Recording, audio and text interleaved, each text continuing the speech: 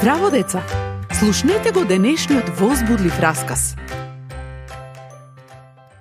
Дали некогаш посакуваш да живееше пред 2000 години и тогаш да го запознаеше Исус? Да можеше да го видиш и да го слушнеш? Мелани, како беше со тебе? Кога ти се сретна со Исус? За време на детската програма што мајка ми ја организира во нашата куќа. Зборувавме за тоа дека на небото може да се стигне само преку Исус и за тоа како тој може да ни ги прости сите гревови бидејќи умре за нас. И јас си размислував, ако некој кој никогаш не сгрешил би можел да направи толку прекрасни нешта за другите, тогаш тој мора многу да не сака. Па јас решив да го поканам во моето срце. Како го направи тоа? Се помолив. Што се случи потоа?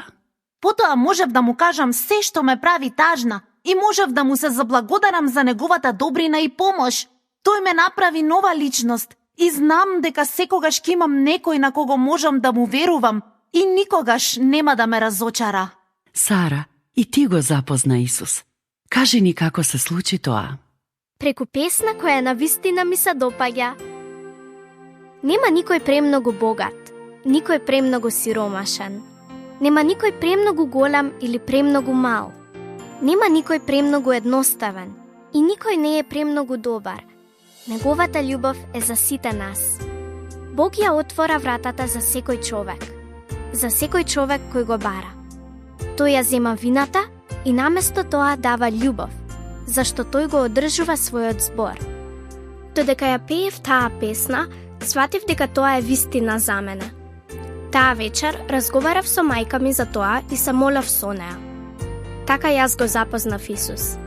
Го замолив да дојде во мојот живот. И се чувствував како огромен товар да падна од моите раменици. Се чувствував многу слободна. Во секој случај, никој не смее да се двоуми во врска со средбата со Исус. Тоа е одлично. Исус сака да го запознаеш, затоа што те сака. Тој рече, кој доаѓа кај мене, нема да го избркам надвор. Зошто не направиш како Мелани? Исповедај му ги твоите гревови и како што направи Сара, замоли го да дојде во твојот живот. Исус одговара на молитвата. Ти ќе станеш Божјо дете.